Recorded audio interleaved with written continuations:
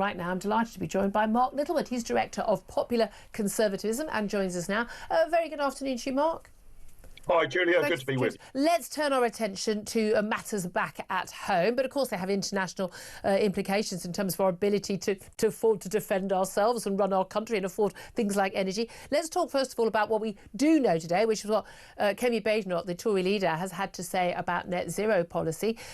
She's basically saying that all the policy that she's been supporting for the last few years and the Tories put into actual acts of parliament in terms of the net zero by 2050 targets is a fantasy. It's impossible. It would bankrupt the nation. Now, I know that. You know that. It's been known and obvious for anyone who looked at the most basic figures and stats on this for a number of years. When did Kemi Badenoch find out? Well, you're right. It's a shift in the Conservative position, a dramatic shift, even a U-turn from the position of the last government.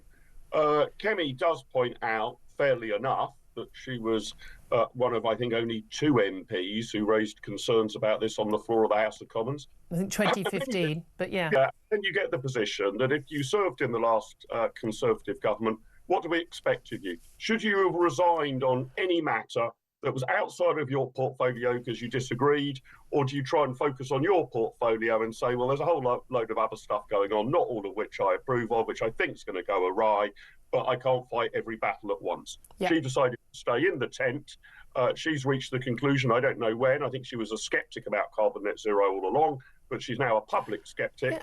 And I think this is being a pretty big step in the right direction. And I can understand that. And again, she did some really good things in office. She was trying to sort of push the government on something, the trans issue and things like that. She's been, I think, a voice of largely sanity on a lot of issues like immigration. However, she was very quiet when it came to lockdown. She was very quiet on net zero. On 2 of the biggest issues that massively affect our economy, the future of our country, civil liberties, because net zero ain't being achieved without massive impact on our civil liberties. She's been mysteriously quiet. And it was even during her Tory leadership bid, she, like the other final front runner, Robert Jenrick, didn't talk about getting rid of net zero. He, halfway through the campaign, suddenly decided to say he was against net zero, claiming, when I tackled him on this, Robert Jenrick, that it was me that had persuaded him, which I think is, let's face it, we'll agree, a load of nonsense on that. Even when she was able to speak her own mind, she wasn't saying it. Hasn't she just looked at the polling and realised that the British people are not fooled by this nonsense anymore? It's unaffordable, it's unachievable, and it's better to ditch it now. But she's done that for political reasons rather than because it's the right thing to do? Well, Julia, also, you should take more credit where credit's due. Come on, you and I should be punching the air that we're dragging Robert Jenrick and Kemi Badenoch. Yeah, I'm thrilled about it. Yeah, so I guess politicians always have to have a mind between, what do they firmly believe in and what can they sell to win an election. There's obviously that is a feature and a factor. But I think it would be completely unfair to say that Kemi Badenoch had ever been some sort of net zero zealot. This isn't like Ed Miliband changing his mind. I think she was... but isn't it better that someone who genuinely believes this madness, I mean, they have to be utterly deluded, but we know Ed Miliband is, but at least if someone utterly believes it, I can almost forgive them. But if you don't believe it and you know it's nonsense, you can do the maths, you know it's nonsense, shouldn't you speak out on it when it has such a huge impact on our ability to deal with the threat from Russia, the threat from, on all other fronts, our ability to pay our bills, our freedom to manoeuvre on every issue. I mean, the possibility of us having blackouts because we haven't got enough energy. Is there not a duty of a serious politician to speak out? In that case, Julia, essentially the criticism is that Kemi Badenoch should have said what she said this morning a year ago. Maybe that is a criticism, but thank God she's now said it. We'll take the hit. We'll take it. OK. A big step in the right direction. Do you think it's going to be a big issue in the next election? Do you think this is going to be a key dividing line between the left and the right? Definitely. And the reason for that is the rubber is hitting the road on this policy now. When it was initially passed, wouldn't it be marvellous if we got to carbon net zero? Yeah. And surely there's a technological way of doing it that won't cost us a bean. But now we're seeing all the catastrophes of heat pumps, cars being phased out, suggestions that, we're going to have to cut our meat consumption. I don't think this is going to go down very well with the British electorate. So in concept, of course, everybody wants to save the environment. But when you actually start looking at the cost of this for a minimal rate of return, I mean, look, if I could click my fingers now and for no cost get Britain to carbon net zero immediately, I'd do it. but it wouldn't have any impact on climate change because we're only 1% of the emissions anyway. So I think it's becoming real in people's wallets, in people's homes, in the bills that are hitting their doormats, so likely to be a major defining issue. Yeah, I'm just pleased one of the major parties, and again, not that Reform isn't a major party now, is actually taking this seriously. I think this is one of those house of cards that's going to collapse very, very quickly. And we saw with Donald Trump, that was a key factor in his election as well. Let's talk about the speech that's going to be made, we understand, in the House of Commons, hopefully in the next 15 minutes or so. Work and Pension Secretary Liz Kendall's going to announce these long-awaited, long-briefed and unbriefed and rebriefed again changes to welfare benefits, in particular disability and sickness benefits. 1 in 10 working-age people in this country claiming some sort of sickness benefit.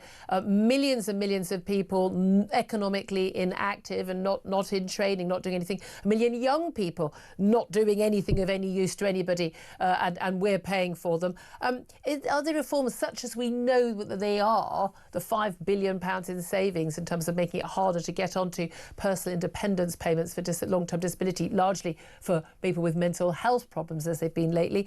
Is that going far enough? Nowhere near far enough, Julia. I mean, the welfare bill in Britain now, including pensions, comes in at, I think, about £14,000 per household per year. It's absolutely unbelievable.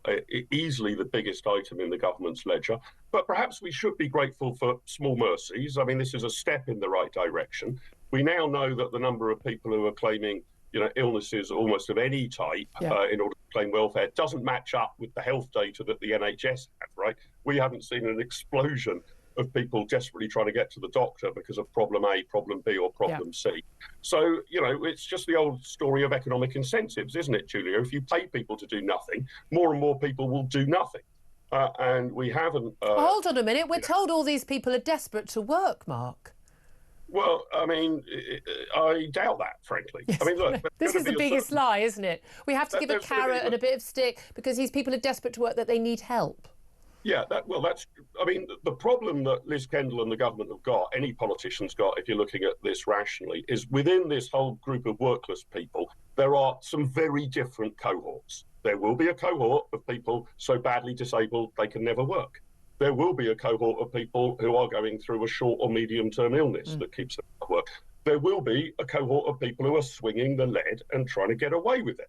And what you've got to do, which is no easy task on these discretionary benefits, is to try and divide those cohorts. How can you easily put a person in category A or category B, such that you're making sure that the person who really is seriously disabled, not swinging the lead at all, isn't suddenly cut off? That's quite a challenge, but we're going to have to reduce welfare by enormously more. It's ridiculous. 1 in 8 people between the ages of 18 and 24 are now not in employment or education or training. This is utterly, utterly ludicrous. And we've got to change the incentives. You need to make it more attractive to work. That basically means lowering tax rates. And you need to make it less attractive to be on welfare. All things being equal, that will force more people into the workforce. Yeah, but not just less attractive, impossible to be on welfare unless you do actually need it. I just think that should, I just think it just shouldn't be not cutting someone's benefits if they don't take a job, down. No benefits. Just very, very simple. You need to take a job. You need to be working. Let me ask you just finally about uniting the right.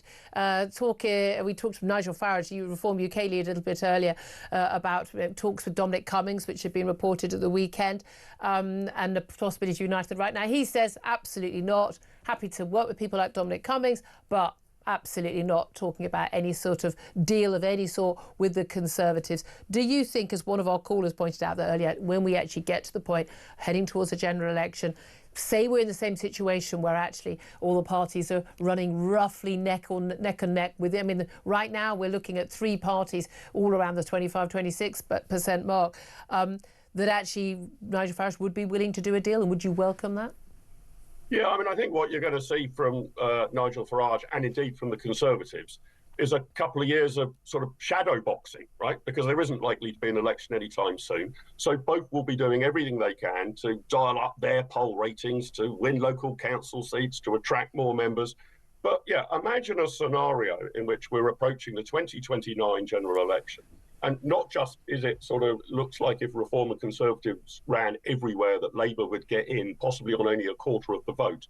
But let's also imagine, going back to what Kemi Badenoch has said earlier this morning, that the Conservatives and Reform have sort of alighted on a similar type manifesto, a similar policy. Immigration, net zero, benefits. Let's leave ECHR, let's get rid of carbon net zero, let's get taxes down, let's get rid of a whole swathe of quangos. If the policy platforms start to converge, well, it would be petulant indeed, and not in the national interest for those two parties not to work together. I got what Nigel Farage was saying at the last election: the Conservatives need a damn good kicking, and they've got one. But I suspect by the next election, it will be a total priority, a national emergency even, to remove Labour from office. And I would have thought the electorate would not smile fondly on those who are not willing to put aside partisan differences, were we to get to that situation. Very interesting. Always good to talk to you, Mark Littlewood, Director of Popular Conservatism. Thank you very much indeed for that. Benjamin Butterworth-Stormsby listening in the studio. You know, Mr Woke Lefty, you were thrilled with the Labour government. How's that working out for you? I think the government's fantastic. I really do. I think Keir Starmer's come into his own in the last sort of month or so.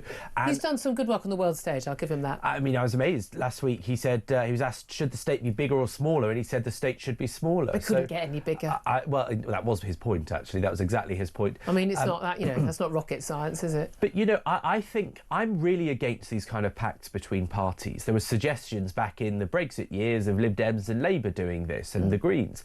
I think it's totally wrong. It's for voters to decide which of the options, and the more options they have, the more accurate their vote can be cast. And so I really don't like the idea, whichever side it falls on, of people in Westminster deciding the choice that you get where you live. I think it's, well, no, but people can start their own political party. But at the end of the day, given the system we have first past the post, if you're in a situation where two parties on the right cancel each other out effectively and allow a party on the left, if voters who are on the right were saying, well, I'd rather have either of you guys in, or, you know, OK, I'd rather have reform, but I'll take the Tories, or I'd rather have the Tories, I'll take reform. But we know perfectly well it would end up being reform that would end up having to give way to the Tories. That was I think would be what the Tories would be expecting they would do. Also, but would a lot of voters trust that? Would they say, do you know what? We've had Labour light for the last 14 years. We may as well have another Labour government. It's no different. That's what people were saying last year. Every reform voter would go to the Tories, I think, is totally wrong. You know, some of them are former Labour voters, some of them hate the Tories. You know, they're not going to forgive him one parliament. So I just don't think it's that simple.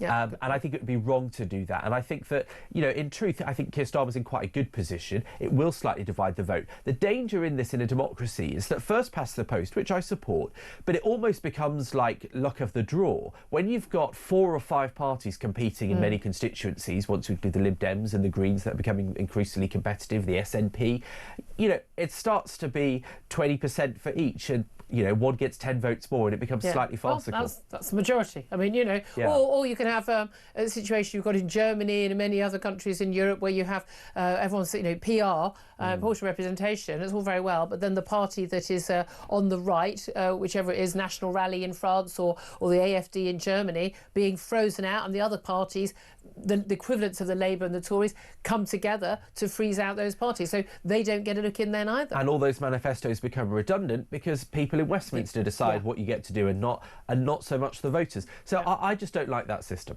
OK, very interesting.